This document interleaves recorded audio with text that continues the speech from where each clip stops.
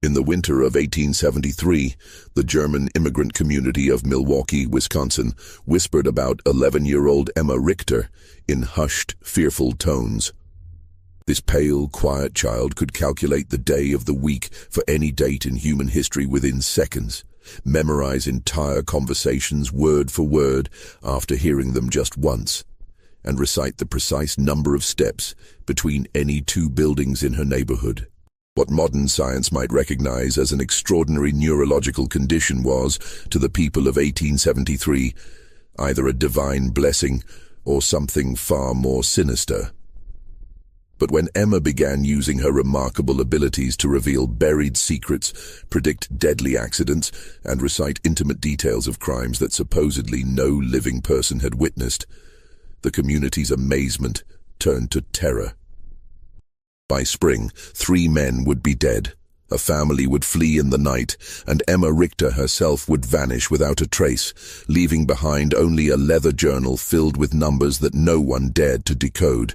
Before we continue with the chilling story of Emma Richter and the dark secrets her extraordinary mind uncovered in Milwaukee's German Quarter, make sure to subscribe to our channel and hit that notification bell. We bring you the most haunting historical mysteries every week.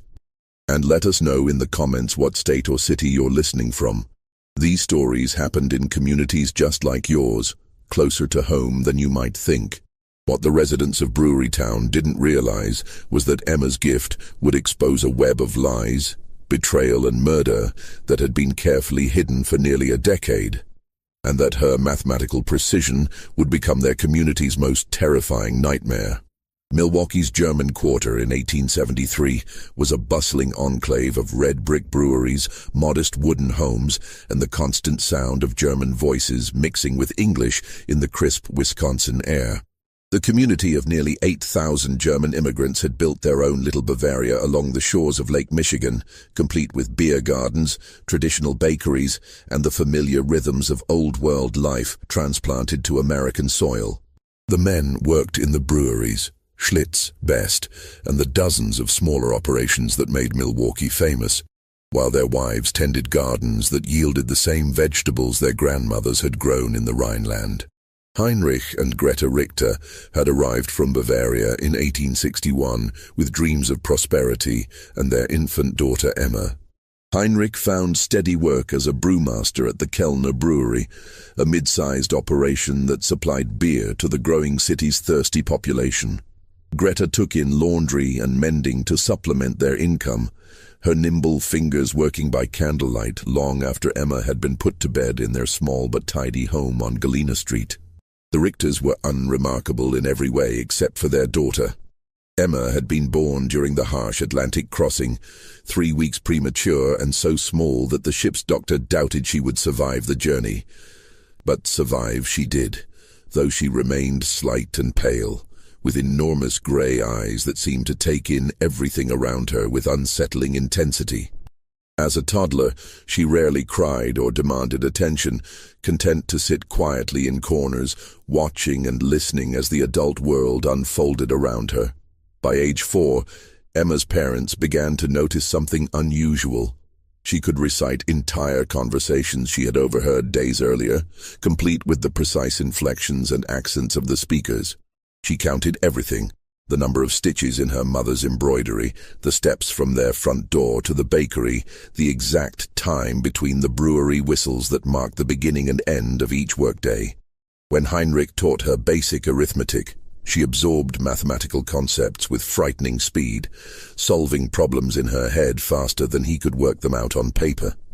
The German community initially viewed Emma's abilities with a mixture of pride and unease. Old Mrs. Brennan, who claimed to remember the witch trials in her grandmother's stories, crossed herself whenever Emma's calculating grey eyes fixed on her. But Father Koller, the stout Bavarian priest who served their small Catholic parish, declared Emma's gifts to be a blessing from God, a child chosen to demonstrate divine wisdom in their New World community. The winter of 1872 had been particularly harsh, with temperatures dropping so low that Lake Michigan froze solid for the first time in a generation. The brewery workers huddled around coal stoves, their breath visible even indoors, while their wives struggled to keep their families warm and fed through the long, bitter months. It was during this isolated winter that Emma's abilities began to take on a darker character, though no one yet understood what was coming. Emma had developed the habit of sitting by the small window in their kitchen, watching the neighbors go about their daily routines with the same intense focus she applied to mathematical problems. She began to notice patterns, not just in numbers, but in human behavior. Mr. Kruger always walked to the brewery by the same route, taking exactly 247 steps, except on Wednesdays when he took a different path that required 284 steps. Mrs. Fisher hung her laundry in a specific sequence, but when her husband worked late at the mill, she changed the order completely. These observations might have been dismissed as the quirks of an unusual child, except that Emma began to vocalize her findings in ways that made the adults increasingly uncomfortable. The transformation from curiosity to dread began on a gray February morning in 1873. Emma was sitting at the kitchen table, methodically eating her breakfast while her mother prepared her father's lunch pail, when she suddenly looked up and announced, "Mr. Dietrich will not come home from the brewery today. He will die at exactly 14 minutes past 2 o'clock. Greta Richter nearly dropped the tin pail she was holding. Emma, mein Gott, what a terrible thing to say. Why would you think such a thing? Emma's grey eyes remained fixed on her mother's face with that unsettling intensity. He has been drinking from the small brown bottle for 17 days. Yesterday he drank 3 times more than usual.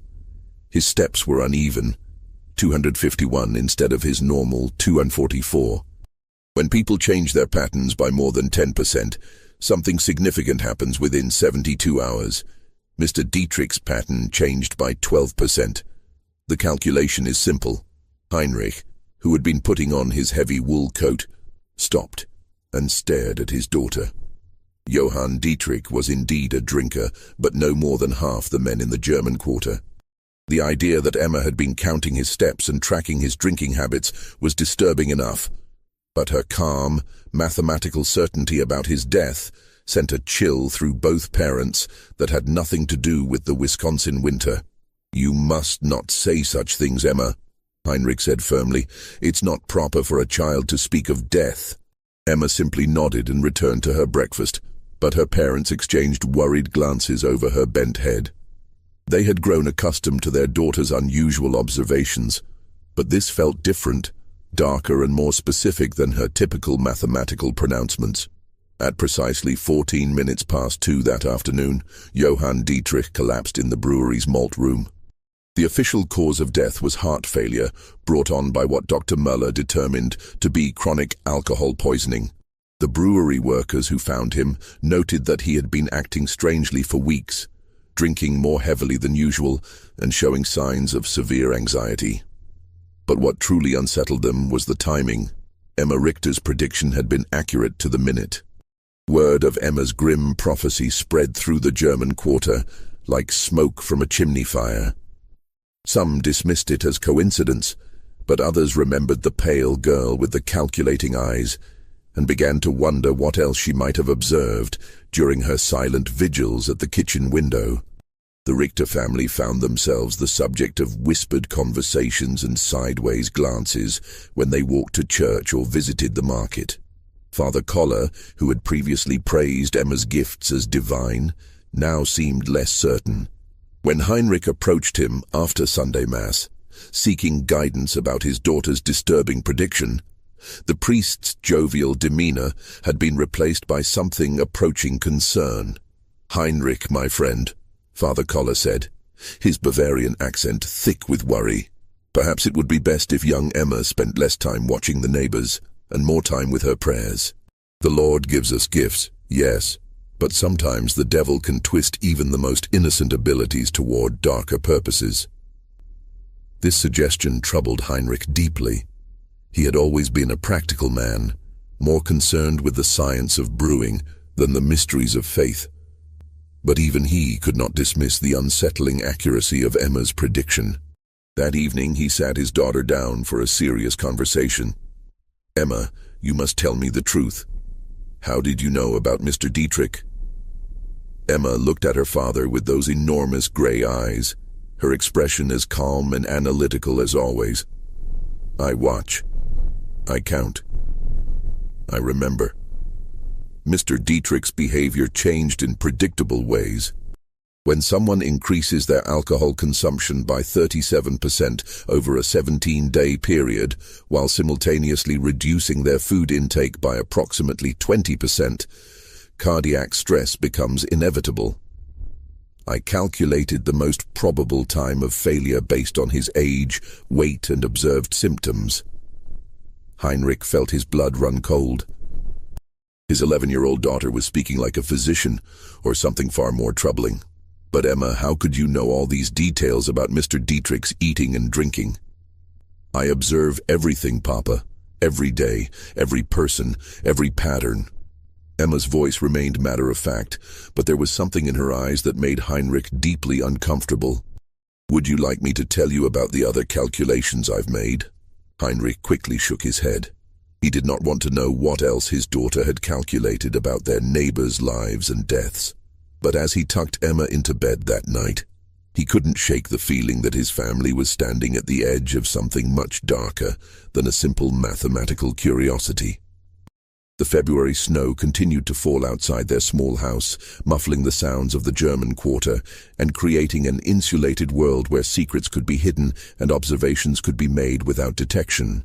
Emma lay quietly in her narrow bed, her mathematical mind processing the day's data and calculating probabilities that no 11-year-old should be able to comprehend, and certainly no 11-year-old should want to know.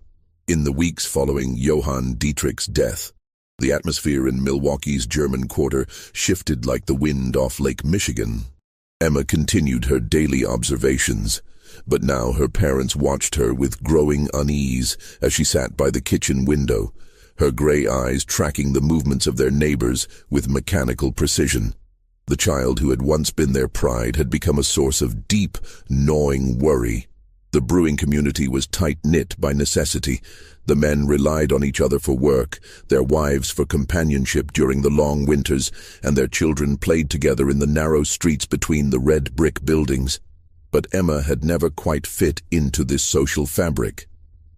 While other children played games and told stories, she preferred to sit alone, counting and calculating and watching the world around her with that unsettling intensity.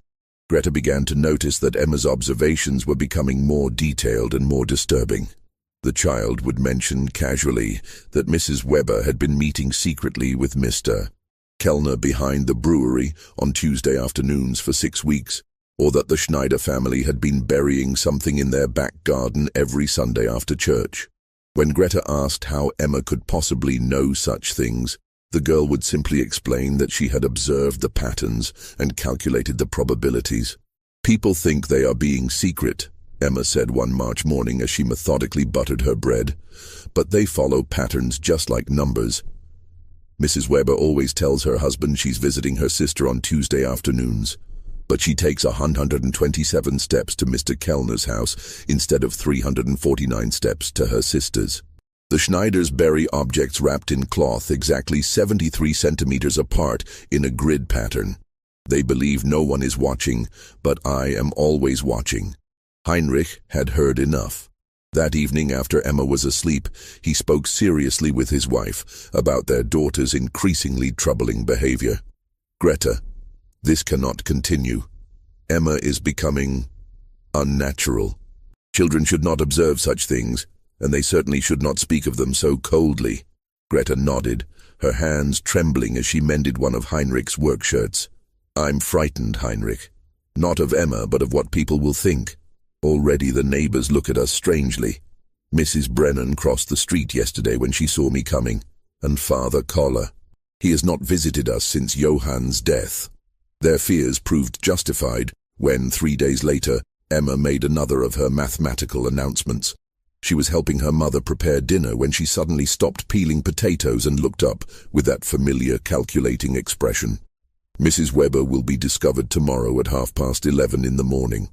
Her husband will find her with Mr. Kellner in the brewery office. There will be violence. Greta dropped her paring knife.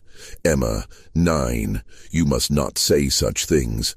But Emma continued with the same mathematical certainty she applied to her arithmetic lessons. Mrs. Weber has been arriving at the brewery 7 minutes earlier each week for 6 weeks. Mr. Kellner has been staying 33 minutes later each day.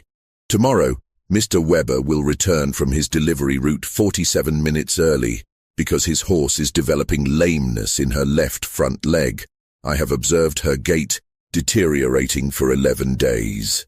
The convergence of these 3 variables makes discovery inevitable.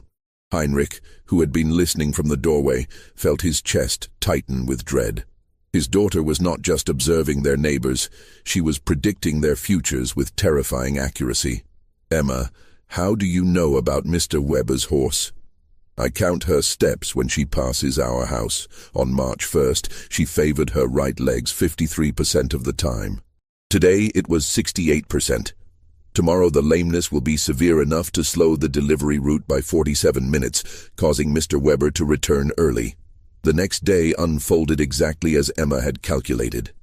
Wilhelm Weber discovered his wife Anna in a compromising position with brewery owner Ernst Kellner.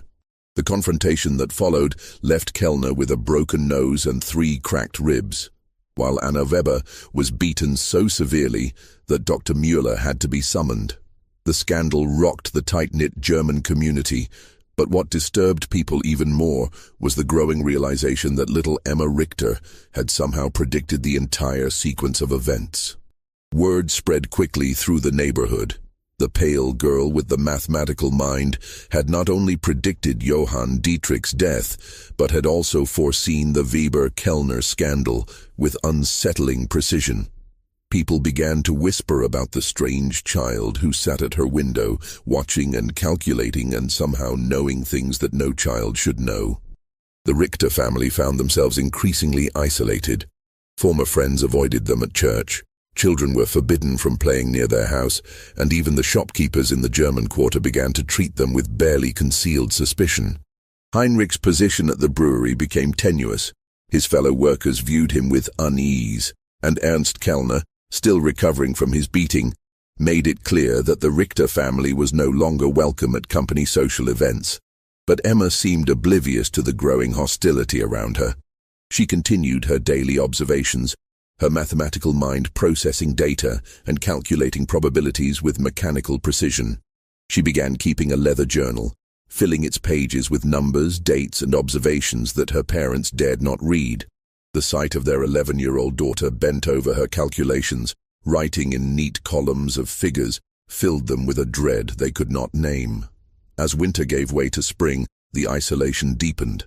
The German quarter that had once felt like home now seemed hostile and threatening. Heinrich began to consider the unthinkable, leaving Milwaukee, abandoning the life they had built, and starting over somewhere far from the whispers and the fear and the terrible accuracy of their daughter's predictions. But Emma was not finished with her calculations. The worst was yet to come, and her mathematical mind had already begun processing the data that would lead to the darkest secrets of all. As April arrived in Milwaukee, bringing with it the first tentative warmth after the brutal winter, Emma's journal grew thicker with her precise notations. The leather-bound book had become her constant companion, and she filled its pages with increasingly complex calculations that went far beyond simple mathematics.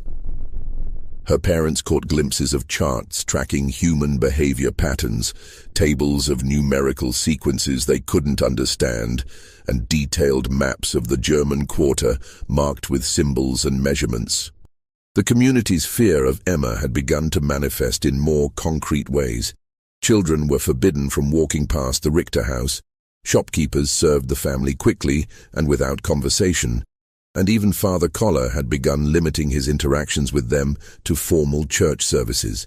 But Emma's isolation only seemed to sharpen her observational skills, as if the removal of normal social distractions allowed her unusual mind to focus more intently on the mathematical patterns she perceived in human behavior. Dr. Friedrich Müller, the community's physician, had grown increasingly curious about Emma's abilities. Unlike the superstitious whispers of the neighbors, Dr.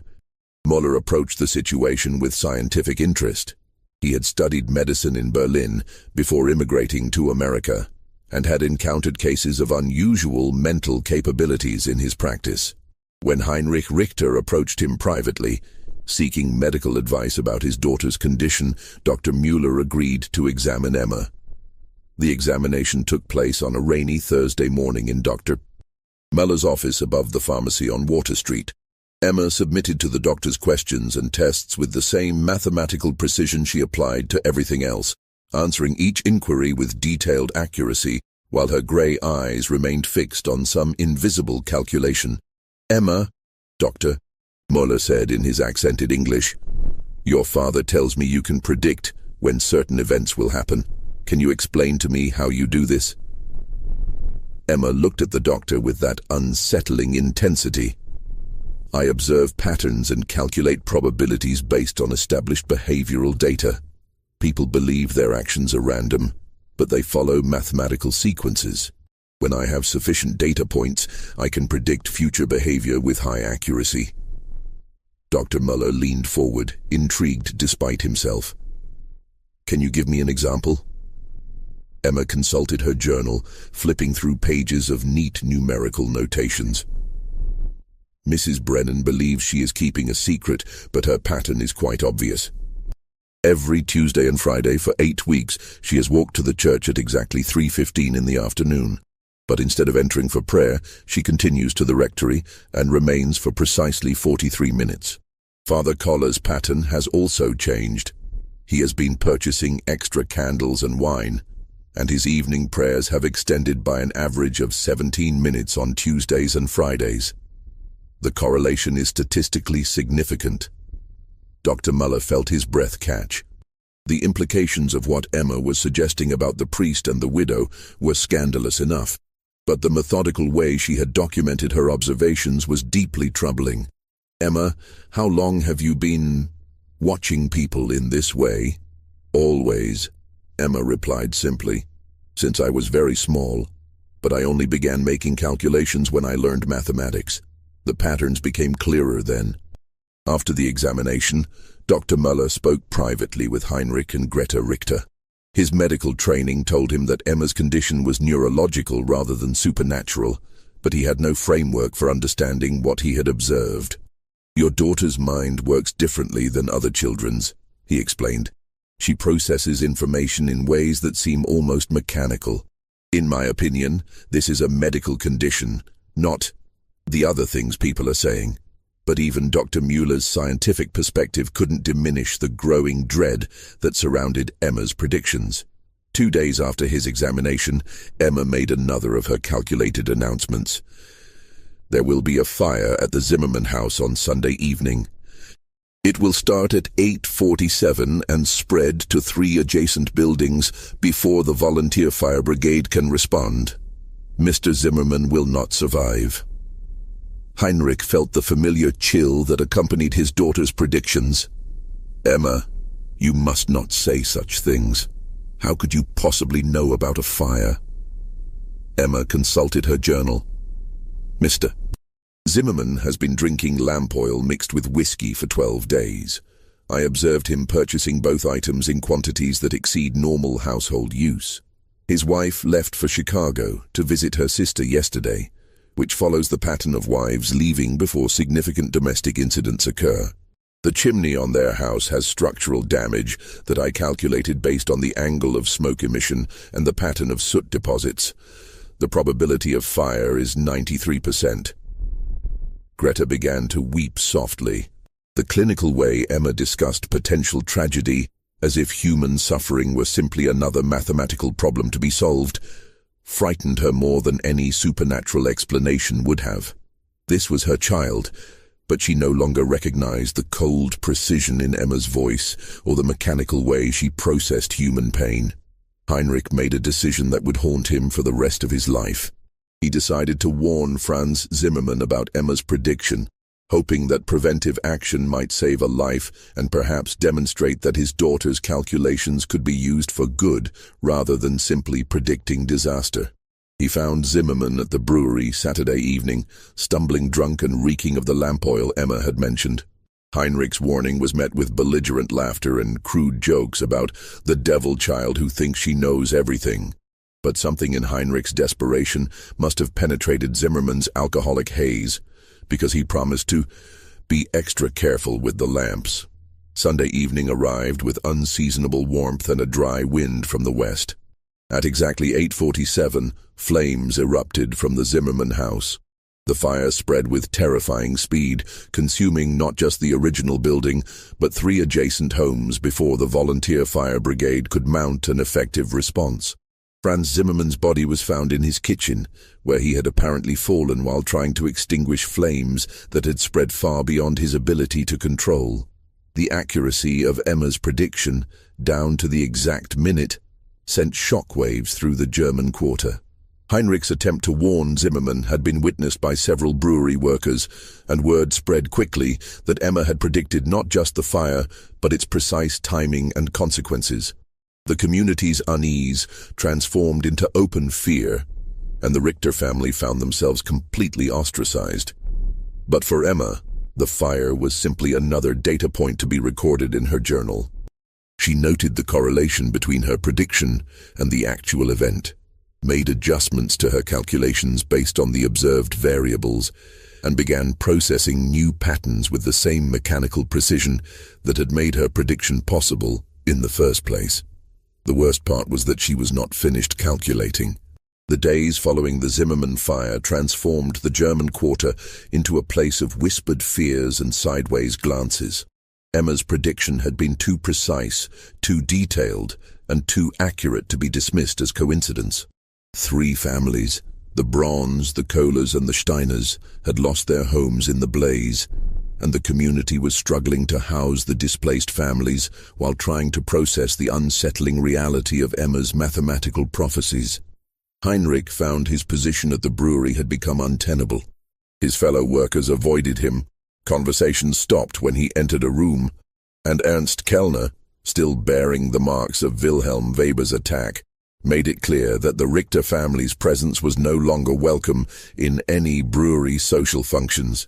The mathematical precision of Emma's predictions had transformed their daughter from a curiosity into something the community feared to name.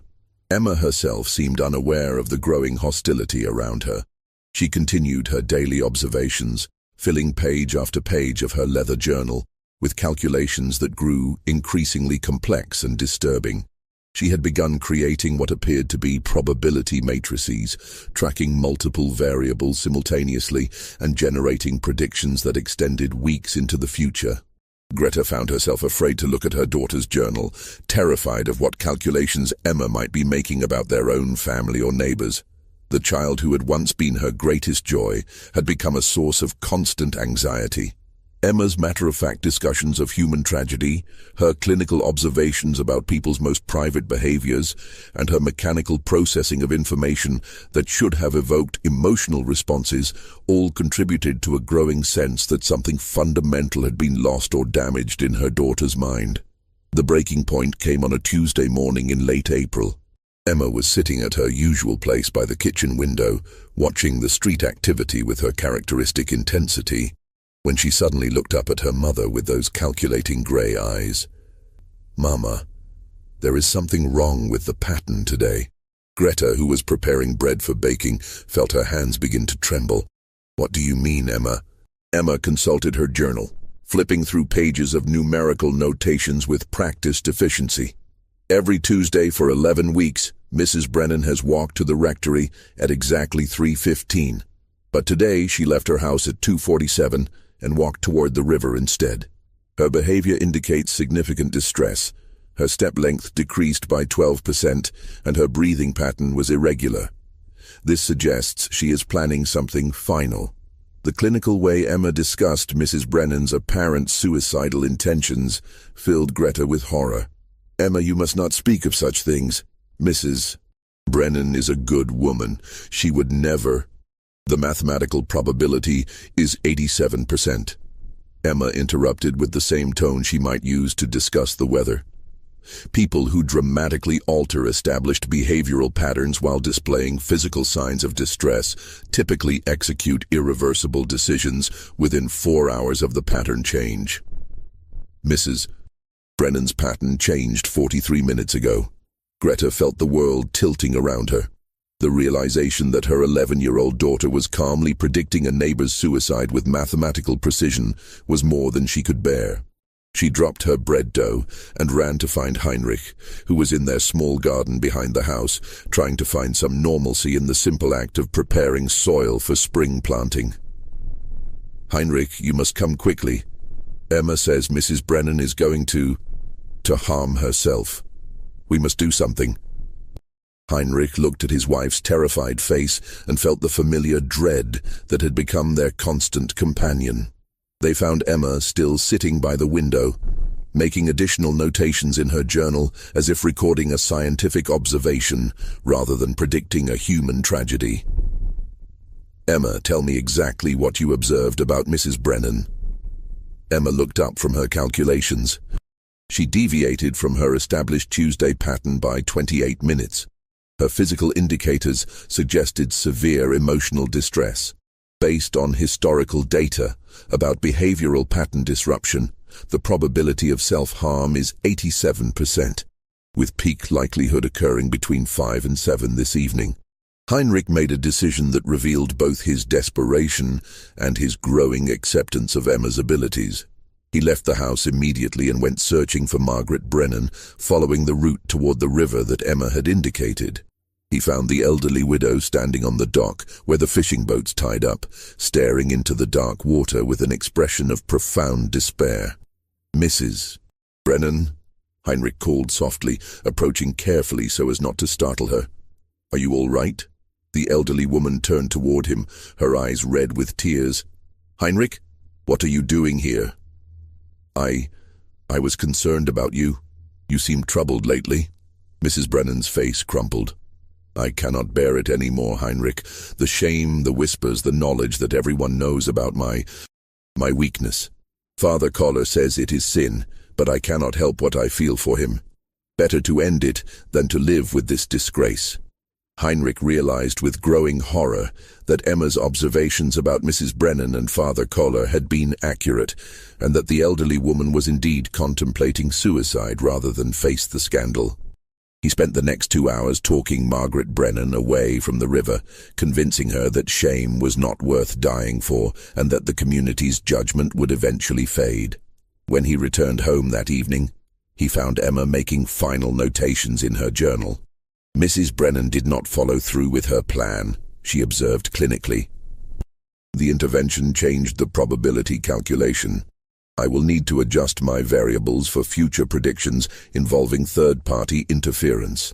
Heinrich stared at his daughter in disbelief. Emma had somehow observed and calculated a suicide attempt that had not yet occurred, and now she was treating his intervention as simply another data point to be incorporated into her mathematical models. The realization that his 11-year-old daughter was not just predicting tragic events, but studying human suffering with scientific detachment filled him with a horror he could not name. That night, as Emma slept peacefully in her narrow bed, Heinrich and Greta made a decision that would change their lives forever. They could not continue living in Milwaukee. Emma's abilities, whatever they were, had made their life in the German Quarter impossible. But more troubling was the growing realization that their daughter was not just observing and calculating human behavior, but seemed to be losing touch with the emotional reality of the tragedies she predicted. They began making quiet plans to leave Wisconsin, to find some place where Emma could live without being feared, and where her unusual mind might find a different outlet. But Emma was not finished with her calculations, and the most disturbing revelations were yet to come. As Heinrich lay awake that night, listening to the sounds of the German Quarter settling into sleep, he could not shake the feeling that his daughter's mathematical mind had uncovered secrets that went far deeper than adultery and suicide attempts. The precision of her observations, the clinical way she discussed human tragedy, and the growing complexity of her calculations all suggested that Emma had been watching and recording far more than anyone realized. And the most terrifying part was that she was still calculating. The revelation that would expose the darkest secret of Milwaukee's German Quarter came on the first day of May, 1873. Emma had been making increasingly complex calculations in her journal, creating elaborate charts that tracked the movements and behaviors of virtually every adult in their community. Her parents had begun packing their belongings in preparation for leaving Wisconsin, hoping to escape before Emma's next prediction could destroy more lives. But that morning, as spring sunlight streamed through their kitchen window, Emma made an announcement that would shake the very foundations of their community. "Papa," she said, looking up from her journal with those calculating gray eyes, "I need to show you something important. My calculations have revealed a pattern that explains everything." Heinrich, who had been dreading this moment for weeks, reluctantly sat down across from his daughter. Emma opened her journal to a section filled with detailed charts, maps, and numerical sequences that looked more like the work of a trained investigator than an 11-year-old child. "For 26 months, I have been observing and recording the behavior patterns of 43 adults in our community," Emma began with her characteristic clinical precision. "Initially, I believed the patterns were random variations, but when I analyzed the data systematically, I discovered correlations that indicate organized criminal activity." Heinrich felt his blood run cold. "Emma, what are you saying?" Emma consulted her charts with the methodical precision of a mathematics professor. 7 men in our community have been meeting secretly every Wednesday at midnight in the basement of Kellner's brewery. I calculated their movement patterns based on observed deviations from normal behavior, timing inconsistencies in their stated activities, and physical evidence of their gatherings. She pointed to a detailed map of the German Quarter marked with symbols and measurements. "Mr. Steinberg tells his wife he works late on Wednesday nights, but he leaves the mill at exactly the same time as the other 6 men and walks to the brewery using a route that avoids the main streets. The pattern has been consistent for 26 months, with only 3 exceptions that correlated with illness or family emergencies." Heinrich stared at the map, recognizing the names Emma had marked. Wilhelm Weber, Franz Kellner, Ernst's brother, Hans Zimmermann, Franz's cousin, Otto Steinberg, Klaus Brennan, Margaret's deceased husband until 3 months ago, Gustav Wolf, and Hermann Kruger. "Emma, how could you possibly know about secret meetings?" "I observe everything, Papa. Every night, every movement, every deviation from established patterns." Emma turned to another page filled with numerical calculations. "But the meetings are not the most significant discovery. My calculations indicate these 7 men have been involved in systematic theft from the brewery operations, with estimated losses of approximately $47,000 over 26 months. Heinrich's hands began to tremble. The sum Emma mentioned represented more money than most families in the German Quarter would see in a lifetime. "How could you calculate such a thing?" Emma's explanation was delivered with the same mathematical precision she applied to all her observations. "I noticed discrepancies between the reported beer production figures and the actual output I calculated based on observed deliveries, ingredients purchased, and waste disposal patterns. The difference indicated systematic theft, but I needed to identify the perpetrators." She pointed to detailed charts tracking the behavior patterns of the 7 men. These individuals all showed consistent patterns of increased spending that did not correlate with their reported incomes. Mr. Weber purchased new furniture worth approximately $300. Mr. Steinberg sent money to relatives in Germany. I observed him at the post office 12 times with packages too large for normal correspondence. The pattern was consistent across all 7 men. Heinrich realized he was looking at evidence of a criminal conspiracy that his 11-year-old daughter had uncovered through her obsessive observations and mathematical analysis. But Emma was not finished with her revelations. The theft operation required inside knowledge of brewery security and access to the financial records. Emma continued, "My calculations indicated the involvement of someone in management. The patterns pointed to Ernst Kellner himself as the organizer of the theft ring. The final piece of Emma's revelation hit Heinrich like a physical blow. Ernst Kellner, the brewery owner who had been gradually freezing them out of the community, was allegedly the mastermind of a major theft operation involving 7 men from their neighborhood. The precision of Emma's analysis, the mathematical certainty of her conclusions, and the detailed evidence she had compiled through months of observation all pointed to a truth that was both incredible and terrifying. Emma, these are very serious accusations. Are you certain of your calculations? Emma consulted her journal one final time. The mathematical probability is 96%. But Papa, there is something else. Something that explains why Mr. Kellner has been trying to isolate our family from the community. Heinrich felt his chest tighten with dread. What do you mean? Mr. Kellner knows that I observe everything. He has been watching me watch him.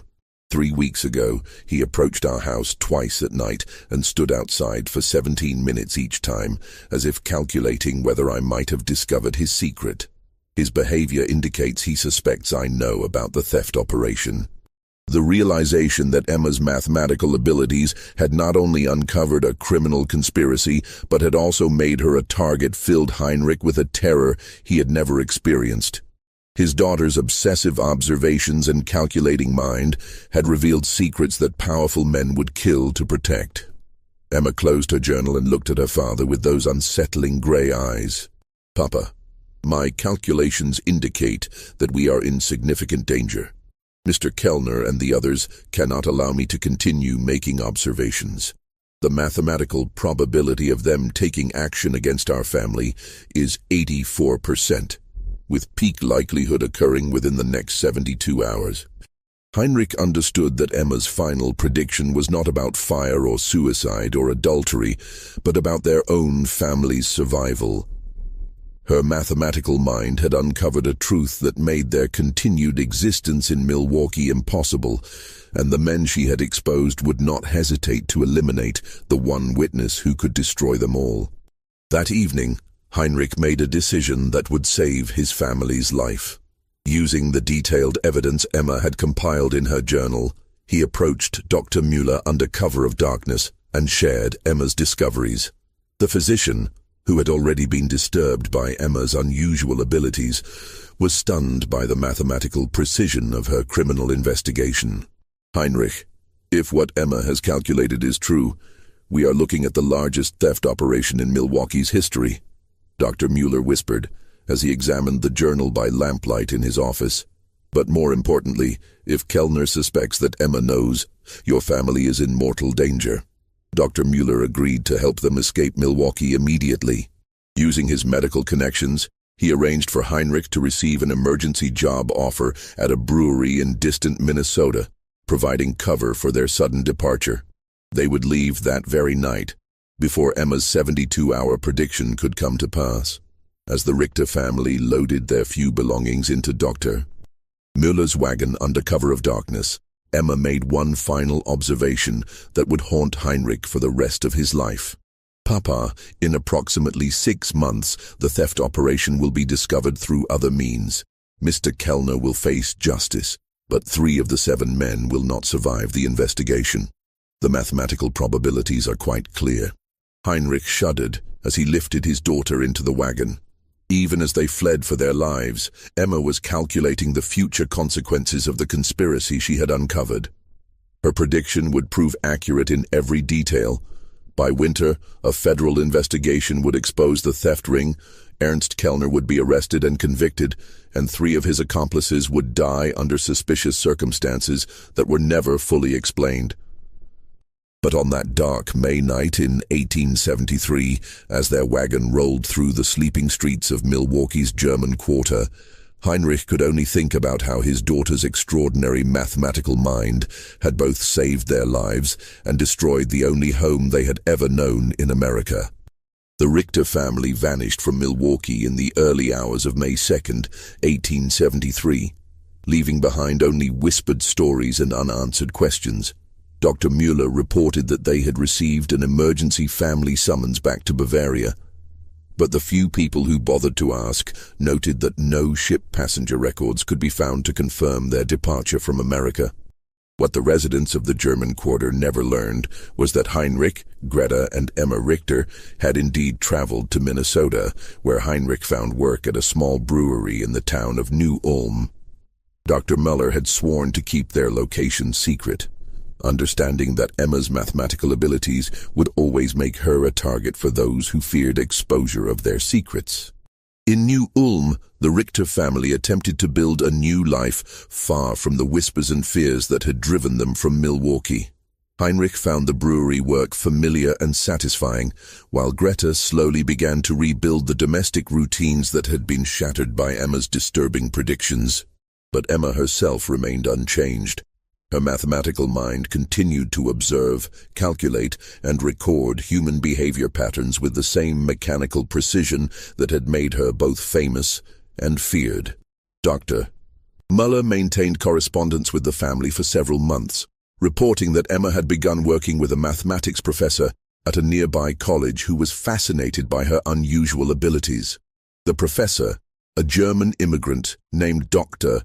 Hermann Weiss, approached Emma's condition from a scientific rather than supernatural perspective, helping her understand and channel her observational skills in ways that might prove beneficial rather than destructive. But the most significant revelation came in November of 1873, when Dr. Muller received a letter from Heinrich containing Emma's final prediction about the Milwaukee theft operation. As she had calculated with mathematical precision, federal investigators had indeed uncovered Ernst Kellner's conspiracy. Kellner was arrested and convicted of embezzling over $50,000 from multiple brewery operations.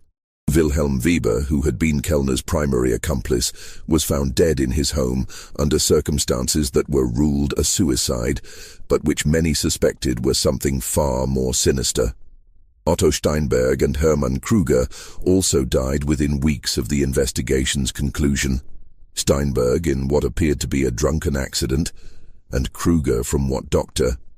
Muller diagnosed as a sudden heart attack that bore suspicious similarities to the symptoms of certain poisons. Emma's mathematical analysis of the criminal conspiracy had been accurate in every detail, including her prediction that not all of the conspirators would survive the eventual discovery of their crimes. The precision of her calculations, even from hundreds of miles away and months in advance, confirmed what Heinrich had come to understand about his daughter's extraordinary and terrifying abilities. The German quarter of Milwaukee slowly recovered from the scandal and tragedy of 1873. The brewery theft investigation brought unwelcome attention from federal authorities, but it also exposed a level of corruption that had been quietly damaging the community for years. New families moved into the houses left empty by death and departure, and the tight-knit community gradually rebuilt itself around more honest foundations.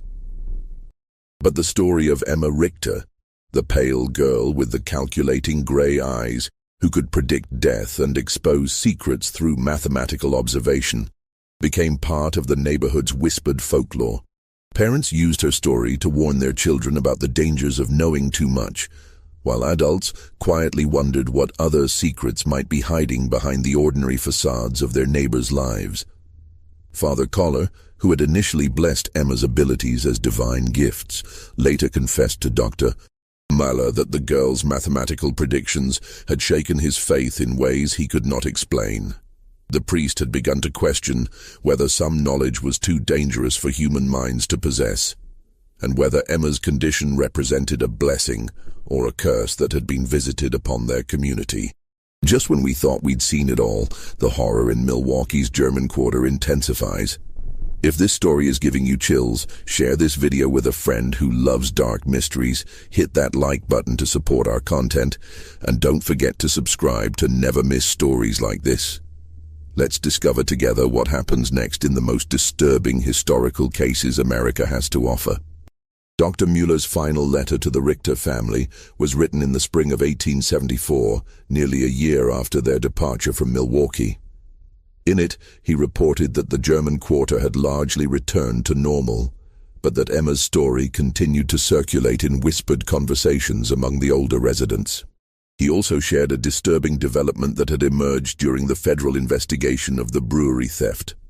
government investigators had discovered that Emma's journal, which Heinrich had left with Dr. Müller as evidence, contained mathematical calculations that extended far beyond the immediate criminal conspiracy.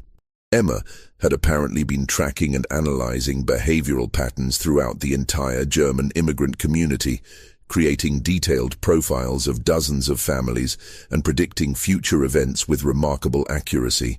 The federal investigators, trained in criminal analysis, were both impressed and disturbed by the sophistication of Emma's observational methods.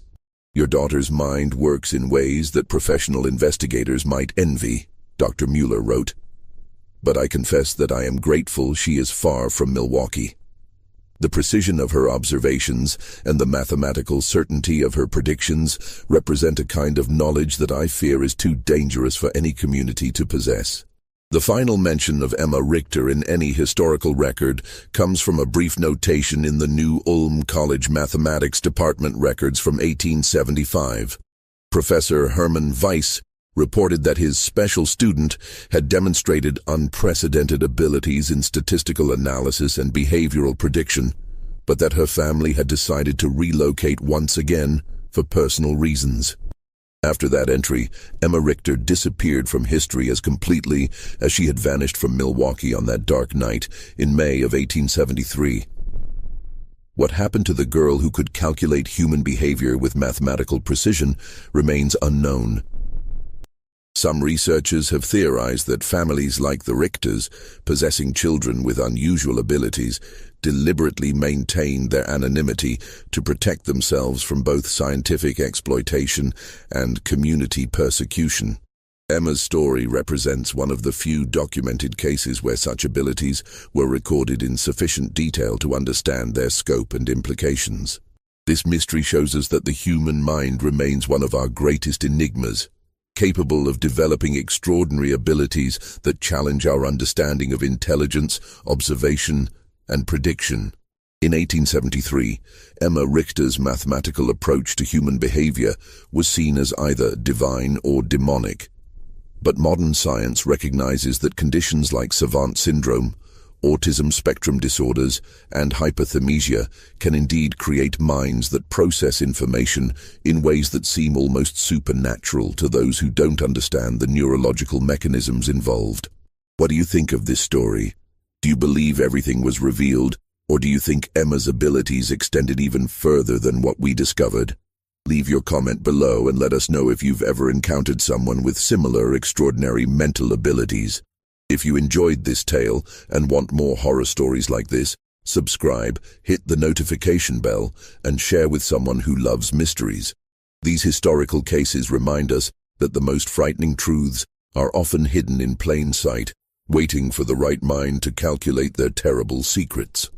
The case of Emma Richter demonstrates that sometimes the most terrifying discoveries come not from supernatural forces, but from the relentless application of mathematical logic to human behavior.